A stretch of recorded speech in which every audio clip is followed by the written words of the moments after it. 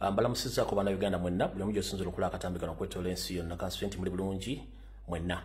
Okusookera ddala nze kipayopayo okubategeeza nti okuwambibwa kwa comrade waffe Eddie Mutwe kabadde kagenderere ka Muhoozi kulaba ng'ateekawo emizannyo gye gy'ayagala agikole ng'akozesa psychological warfare tactics n'ogezaako kutiisatiisa abantu naye okusiriikirira kwe mwamulaze ye kennyini n'agezaako okukozesa tribal statements nti amwena mu basement ye era amusomesa Lunyankole. Statement yagikoze ng'ayagala tufune okulwanagana wakati w'amawanga. Ne banyaba ne basaba mwenna ngenda basaba mwenna ba comrade aboogera ku mitimbagano bannayuganda mwenna buli omu akatambi kano kanaakusanga ngenda kusaba n'obuwombeefu tokola video yonna ng'olumba Omunyankole yenna nedda. Ekintu kino Abanyankole tebakiriimu size enkola zaabwe era nabo bakivumirira. Omuntu yenna agenda okukola akatambi ng'alumba Abanyankole oba ng'avumirira Abanyankole nti baakutte Eddie Mutwe oba bali emabega w'okutulugunya bannayuganda ekyo kikyamu. Abanyankole bavudde ebbanga ddene nga bayogerera ensonga zino tebali mabega bikolwa bya kutulugunya na kuwamba na kweremeza mu buyinza. Bino bikolwa bikolwa family ya Museveni ng'erembera mutabani wagezaako bi expose nga please temukola akatambi konna nga muvumirira oba mulumba eggwanga ly'Abanyankole. Abo baganda baffe tubadde nabo ebbanga ddene ekizibu waliwo ababeeteekamu abeeyita Abanyankole nga si Banyankole be bakola ebikolobero ebyo era ne byefuula nti bebbo. Naye ngenda kukusaba togeza n'okola akatambi konna ng'ovuma Omunyankole oba ng'omuyisaamu eggaali. Ekyo si kituufu.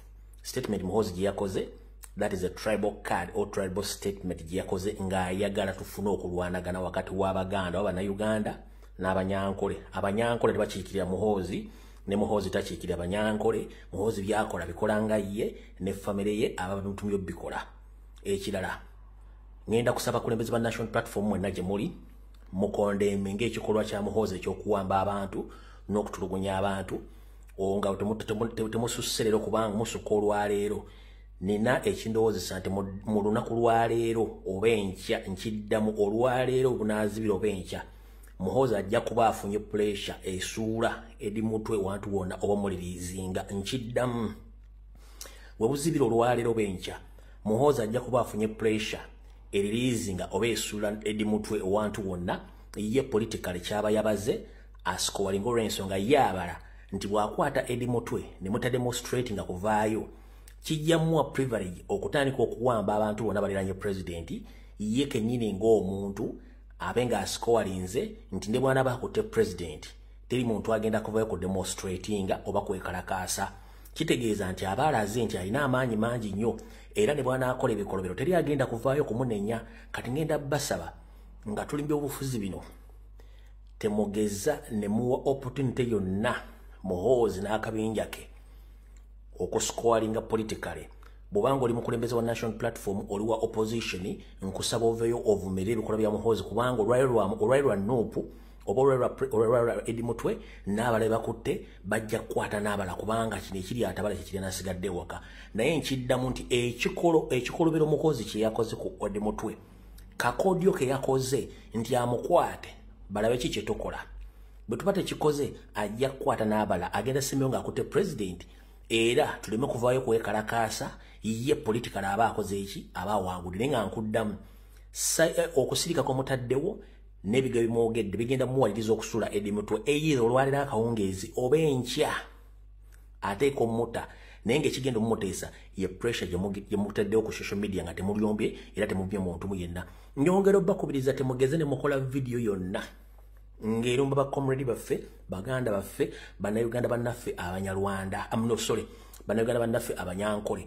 One, Muhoozi takiikirira Abanyankole n'Abanyankole tebakiikirira Muhoozi. Muhoozi nikite bakola statements eziri tribal nga baagala tribal crashes wiki tukibamye. Ffe tuli bantu ba mirembe abaagala enkyukakyuka mu mirembe ebyo ebintu by'okusosola mu mawanga tubivumirira. Kati wenna aliyo ng'oli mu wankyukakyuka nkusaba era ng'oli mukulembeze muveeyo mukole statement ezidemandinga with immediate effect baliriizinge baliriizinge Eddie Mutwe ne ba political prisoners kubanga ono Muhoozi agenda kikozesa nga political capital okulozesa abantu ne bwana akwata abantu teri agenda kwekalakaasa kuba ye kyayagala era kya planninga naye nga mbategeezezza ku kye mwakoze olwaleero oba enkya ayinza okuta Eddie Mutwe bwana batamutadde kitegeeza nti alina ekirala kya planninga naye nga main issue oba aim ye yakumaliriza nga akutte president kyayagala ne mu statement akyogedde era kino mu bintu byakoze mu meeting yatudde banne bennyini ab'omu family bamuvumiridde okwata Eddie Mutwe omuli mama we kennyini oba stepmother Janet Kembazi yamugambye it's a wrong decision as well Lwaboogo yamugambye it's a wrong decision ne kitawe kennyini omuto Jeno Salimu Sale yamugambye nabalabula dda nembwana ekyokukola oyo mwana mwakutte waaki is not a politician is just a bodyguard takola nkoko political statement mukwata waaki olw'okuba nti ono muvubuka mutamiivu ate ng'ali mu system ya Sero Bihogo and Educate Bihogo oba Sero Lugaju and Educate Lugaju ye buli kimu akikozesa walagi kubanga nabagamba nti omwenge mukudaaze kasita oguteeka mu ttama gw'okuvuga so si gw'okuvuga kati omwana no kintu kyakoze kivumiriddwa mu family olw'ensonga nti abamu bakimu ekigenda kuleeta obuzibu era ku ggula nd'otwogera essaano kebere mu nsi yonna teri akkiriza kikolwa kye yakoze naye ye akimanyi nti alina powers ezamu entrustingira by his father ne ku lunaku lw'okwadde okuyisa abasirikale gye bagenze eri gye batendekera abasirikale mwalabye nnyo nga emboozi esinga Museveni aginyumya n'omutabani we ng'alinga ng'amulambira nti kino ky'ogenda okukola naye tetugwa mu katego ka sitaani batuzanya tribal cards ate kye baagala okukola kutulaga nti basobola okukwata abantu bonna ne president bamukwata ntavaayo okukola ki kwekalakaasa bo kye bagezaako okuvuga kati ngenda kugamba olwaleero muganda ngenda gy'oli ngenda kukusaba togeza n'okola akatambi konna ng'olumba Munyankole please don't sitira basaba naye ngenda kukusaba tokola akatambi ng'olumba Banyankole Muhoozi doesn't represent the Ankole people and the Ankole people they don't represent Muhoozi. Whatever Muhoozi is doing right now, he's doing it at his own personal benefits. So you should not make any video or record any video attacking Banyankole because Banyankole are less concerned about Muhoozi's statements. Kinjagadde basa mwenna. Fenna tuli banna Uganda baagala enkyukakyuka kubanga Uganda nsi yaffe tetwetaaga muntu attibwa oba wambibwa twetaaga nsi y'amateeka na biragiro please nkusaba tambuza akatambi kano kaweereze munno tetugwa mu katego nga nfundikira ekintu Muhoozi kye yakoze mu system y'ebyobufuzi eyabasibira mu bbwa bakiyita psychological warfare bw'akwata omuntu gw'amaanyi n'amutokyalinga n'aliriizinga ebifaananyi eri abantu abagenda okumenyeka omutima okaabe already gwe abaakumenye eyo gye tuyita psychological warfare abaakumenye ng'ogenda kaaba kati ffe abaasoma psychological warfare wano ofuna busungu na kumanya kiki ky'ogenda kuzzaako kati yenna yafunye obusungu nolowooza option y'okuzzaako kitegeeza nti gwe akakodyo ka psychological warfare wakabuuse kati buli yenna yakaabye nga bakutte Eddie Mutwe ne bamutulugunya ne bafulumya ebifaananyi bye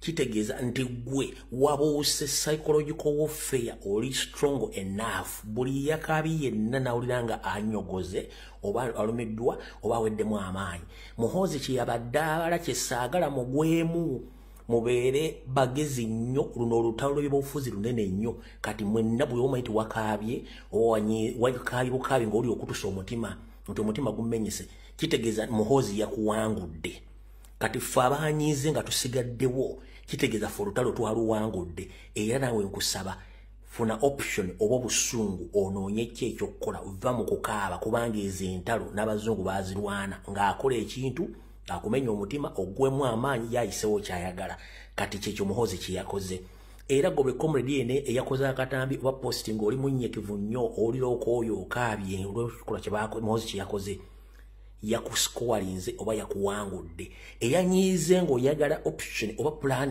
B gwe olwo olutalo walubuuse era teyakuwangudde okitegedde bulungi nnyo naye nga mbategeeza nti bannabyabufuzi bonna ba national platform please mukole statements ku mitimbagano egy'enjawulo before ng'ono tannata Eddie Mutwe kubanga ayagala muta either today or tomorrow or the following day naye ng'ali ku pressure kubanga ne family yamugambe it was a mistake mukitegedde bulungi ebintu bino omukulu oyo byonna byonna byakola apostinza ebifaananyi ali wano ayiga Lunyankole biki nti eyo gye bayita akozesa akakodyo okwokubateekamu oba fiya n'okubanga abazanyira ku buwongo psychologically naye n'abasaba ekintu kimu nti bannange ekikolwa ekyo kyakoze mutunuulire Muhoozi ye ng'omuntu temukola katambi konna nga mulumba abanyankole nti temukola katambi konna nga mulumba abanyankole teri munyankole eyavuddeyo n'akola buntu ekyo ate nti mukimanyi bulungi nti Muhoozi si munyankole kitegedde ensonga erime eggumba temulumba abantu bonna ate ne mutandika okubanga mubalumba mwakoze muti musanga omunyankole ku street nti nedda ebyo si weebityo webikola ti omusajja agezaako jasi kubanga abaplayingira ku buwongo ekuzanyira ku bantu ku buwongo abatraumatizing olabe ekifaananyi obeere psychologically tortured ti naye mubeere bagumu awo nnaku olwaleero wajja kubaawo okubanga solidarity wali emakerere Kavule tukwataganire wamu ffenna essaawa zijja kuba 8 era zonnaku olwaleero standing in solidarity with our comrade Eddie Mutwe essaawa ya kakati ali mu Motocha Chamber nga tuvuddeko era tukyali ku nsonga emu eya Eddie Mutwe abaana bavuddeyo nnyo okulaga obutali mativu n'ebigenda mu maaso era buli omu alina engeri gy'akyogeddeko oba oliawo okubanga akubaganya empawa amazima gali nti Muhoozi y'alina Eddie Mutwe laba Eddie Mutwe bw'afaanana abasajja kye bamukola Lusoke ndowooza olaba ebigambo webikontana n'ebya Muhoozi wavuddeyo ne mumwegaana Muhoozi n'avaayo n'akulaga nti amuyina n'amuteeka nayo kati mu abasiba bagamba nti mu ggwanga temuli kiwamba abantu gwe full figure wano ogenda kutugamba ki nga Muhoozi yennyini bawamba Eddie Mutwe n'amupostinga mugenda kutugamba ki omusajja abadde n'ekirevu ki kyonna bakisazeeko alaga tunyungulunyizibwa mulabe bw'afaanana alaga alina n'omusaayisayidiza wano ku nnyindo oyo Muhoozi be babwamba abaana ne bwe tubyogerako tulina pain man okitegeera byebyo era nga akantu ako kakoze mutuufu kalese buli omu ng'ali ali traumatized evola buli omu avaayo ng'agamba mu butuufu tuwulira omulala kyagamba Muhoozi ogambye nti Eddie Mutwe omuyina mu basement y'omuyigiriza Runyankole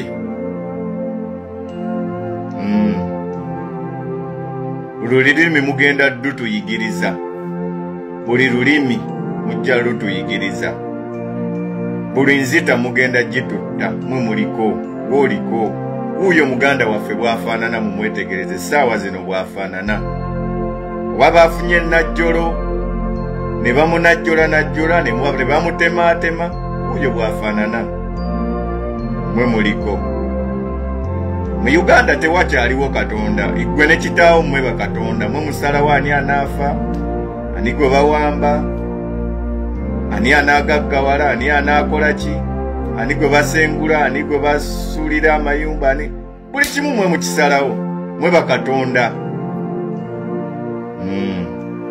era muyina essuubi ti eno ensi ejja kutuuka okuvaawo nga we muli gwe mutabani wa Nakyemalira asoose Muhoozi tewabangayo mulala ani Gaddafi mbu yalina abaana mbu Saddam Hussein yalina abaana nedda Asadi we Syria mbu yalina abaana gwosoose okuba mutabani wa Nakyemalira era mumusoose okuba amaanyi gwe ne kitaawo ani yali abaddeko n'amaanyi Buyitira yalina amaanyi ng'agajjawa Mobutu Seko Seko mbu yalina amaanyi ng'agajjawa gwe ne kitaawo Muhoozi ne Museveni mumusoose okuba ab'amaanyi mwenezi mumusoose okuba n'ebikombola mumusoose okuba n'amamundu ag'amaanyi mumusoose okuwamba n'okutta teri ani ayinza okubawunyamu ani gwosoose okuba mutabani wa Nakyemalira era gw'ogenda okusembayo olabika buli kimu mukitukole Eddie Mutwe muyigirize ennimi zonna z'oyagala buli gwe wawamba muyigirize olulimi lw'oyagala buli gw'oyagala okutta mutte nze ndi wano sikweka feesi sikisobola. I'm ready, ever ready to go. Buli kimu mutukikole. Naye nkubulira ekintu kimu, tunula nnyo ku ssaawa Muhoozi. Buli w'obeera tunula ku mukono gwo kwe essaawa eri ku mukono gwo. Tunula nnyo mu kisenge. Buli wonna wosanga essaawa ne bw'ebeera ku luguudo gitunuulire nga nnyo ng'etambula. Buli w'obeera tunuulire essaawa. Olunaku lugenda kukya ng'essaawa ye esirise, nga tokyayina maanyi, nga tokyayina buyinza. Kubanga Hitira takyayina wadde w'oluganda lwali mu buyinza. Naye ate Hitira njogedde mutono nnyo. Gwe ne kitaawo musinga Hitira, gwe ne kitaawo musinga Gaddafi. Kyova olaba Sheyifu Al-Islam yalemwa. Mubasinga kiki kye mutayina kye baali nakyo? Byonna mubakubisaamu. Muyina bbomu, muyina emmundu, muyina amagye amangi, amatendeke, buli kimu mukibasinga. Era muli baakubeerawo mpaka Muhammadi bw'alidda atwale abasiraamu mu jjana, era muli baakubeerawo mpaka Yesu lw'anadda atwale abaana Adamu. Muli baakubeerawo. Ne Katonda ajja kutuuka afa aveewo abalekewo. Ate tunaaba tubayitawa. Era tunaaba tubakola ki?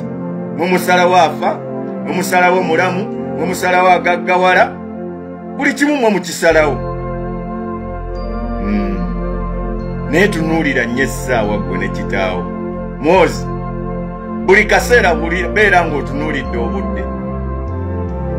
Bugenda kutuuka obudde nga buli kimu kiwedde. I sign out. Banyankole bonna nti be bamwina nti kino mudiringe ne Muhoozi ye kennyini ng'omuntu mubijjeemu Abanyankole era mubijjeemu okubanga mugamba Abanyankole mutukoze no nti kino kiri ku muntu omu Muhoozi yekka. Assalamu alaikum wa rahmatullahi wa barakatuh. Bagoberezi bange ku akaunti yange eno ya TikTok mbalamusizaako nnyo. Olwaleero nga tuyingidde ennaku z'omwezi 2 sawa zigenda mu 6 tetunayingira ga 2 naye inna lillahi wa inna ilaihi raji'un. Olunaku lwaleero musaawa wange emwe emabegaawo mutabani wa Mwami Museveni nga ye CDF General Muhoozi Kainerugaba ataddeyo ekifaananyi ku Twitter ye n'alaga nti Eddie Mutwe asaliddwako enviiri ne Kirita n'akubwa bubi nnyo yenna awulubadde feesi ejjudde omusaayi. Olaba nti omusaayi guli muli mu feesi bw'oba otunuulidde ekifaananyi n'okinterpretinga. Naye obubaka bwange bugenda eri mwenna abalwanyi ti ebikolwa ebiri mu kukolwa ku Eddie Mutwe bikoleddwa ku bantu bangi abatalina bwogerero n'ababuyina. We twogerera Akireewo Kivumbi, Gaddafi, Smart n'abalala bali mu makomera. Muganda waffe John Bosco Kibalama yetalabikako emyaka 5. Tewali amanyi gyali okuva lwe yakwatibwa. Kati ekikoleddwa leero okufulumya ekifaananyi ekyo temulowooza nti bakifulumizza just for just. Bakifulumizza okukanga gwe nange aboogera ku nkyukakyuka ku bikolobero ebikoleddwa gavumenti yaabwe byetukozeeko bye batutuusizzaako. Naye bwe munaaba abatiitiizi eggwanga lyaffe ligenda kukulemberwa lityo lifugibwe family rule nga bufuuse bwa Kabaka mpaka. Bwe tunaayimirirawo nti bwe bakwata ku Eddie ffe twogera, bwe bakwata Makolo gw'oyogera, bwe bakwata Akireewo ffe twogera, bwe bakwata Gaddafi nti tusigala twogera, nga bwe bakwata John Bosco Kibalama ne balowooza nti tunaasirika. So ffe tugamba wiponi yaffe esinga obukulu kwe kwogera. Ye wiponi ffe gye tuyina ne kamera eno gye ntunuddemu. Kati gwe wenna agiraba naawe ali eyo alowooza nti tebikwatako ntero bagamba nti eno gavumenti bagiyita ekiri atabaala kyekiri anaasigadde ewaka. Nabwe kityo gwalowooza tebikwatako weerinde kijja kutuukako oba kijja kutuukako w'oluganda we era obulumi bukutuukeko. Ekyokubiri, obubaka bugenda eri Mwami Museveni ne mutabani we bwe bafrontinze embeera eno ey'okututulugunya nti Uda Hussein mutabani w'omugenzi Saddam Hussein yakola effujjo erya buli kika mu Iraq, naye envaako gye baavaako ne kitaawo okufa ffenna twagiraba. Saif al-Islam era ebifaananyi nja bibateerawo, mutabani wa General Gaddafi, Muammar Gaddafi yakola effujjo erya buli kika, naye tugamba aina huwa, baliwa nammwe ekiseera kijja kutuuka kuba muzadde abaana abakyala mubawasizza. Bwe muba mulowooza nti okuba mu buyinza, okuba ne ssente, kuba n'abakyala, okuweerera abaana bammwe mu masomero ag'ebbeeyi na buli kirungi nga mmwe mukiina, mmwe muvuga emmotoka ez'ebbeeyi, mmwe musula mu mayumba ag'ebbeeyi, muyina kumala kututulugunya. Mbasaasidde ne mbasekerera. Ffenna olugendo luli lutya lwa kusinkana mutonzi waffe, teri walala. Koobe gwe ayina amaanyi ag'ekitale essaawa eno ataddeyo ekifaananyi kya Eddie Mutwe ku Twitter yo Mwami Muhoozi n'ogamba oli mumuyigiriza mu Lunyankole, ali wansi underground omuyigiriza Lunyankole. Twebuuza nti bwe buli kyanga bataddeyo kikyo ekifaananyi, kuba nalwo olusobola wadde olaba nti tekisoboka. N'olwekyo message yange egamba ki? Egenda eri mmwe bwe tuli mu bato ey'okukyusa obukulembeze, kuba njagala ntegeeze General Museveni ne mutabani we ti entebe eyo gye mulimu tugyagala era tujja gibajjamu. Bino byonna kabitukoleeko, abalala abanaasigalawo waakiri bajja gituulamu, naye ng'entebe tugyetaaga. Kuba ekikoza bino mukitegeere nti batiisa buli muntu alina okuvaayo n'eddoboozi okwogera. Ne beerabira nti bo bwe banyiiga Mwami Museveni ku mulembe gwabwe ogw'obuvubuka bwabwe, baakwata ekkubo ne bagenda mu nsiko ne batta abantu 7,000. Ffe tetunnatta muntu n'omu lwakwagala buyinza, twogera bwogezi na kukozesa brain. Naye bo baakwata ekkubo ne bagenda mu nsiko ne batta abantu, naye kati okubajja mu buyinza nga twogera bwogezi balaba kibi nnyo era tetusaanira, bayina tukola ekyo kibakoze Eddie Mutwe. Naye message yange enkulu egumya mwenna banna struggle bwe tuli mu struggle, mutambuze ekifaananyi ekyo nga bwe mutegeeza abantu nti babeere bagumu. Teri lutakya, lujja kukya, and it will happen. Era bwe banaakwata nze musigale nga mwogera nga bwe twogera nga bakutte Eddie. Tubeere bagumu, tulemere ku nsonga, tustandinge ku mazima, kuba kye tuliko mazima. Ebikolo ebyo byonna bye twogera ebikwasa ba Eddie Mutwe baakireewo baani, ebibuzisizaawo bakanatta Muhammad, ebitadde Machate eruzira emyaka 4, ge mazima ge tuliko. Kati balwanagana n'amazima. Naye nze mbakakasa nti Obusiraamu butugamba nti omulyaza amaanyi, omuntu alyaza amaanyiziddwa tebamuwangula. Bujja kukya ku makya tuwangule. Uda Hussein yakola effujjo mu Iraq eritabangawo. Saif al-Islam wane Libya yekola buli kintu, naye his time came. Ne kitaawe tewali amanyi gye baamuziika wadde okumanya nti mu Busiraamu baamunaaza. Naye mmwe abakola ebikolobero bino tubabuuza, how safe are you with your family? Era nze neewuunya nnyo abantu abagamba nti abantu bano ng'afudde oba ng'akoze eki, mutugambe tuteekeyo embeera esaasira. Tusaasira ki ku bikolobero bino?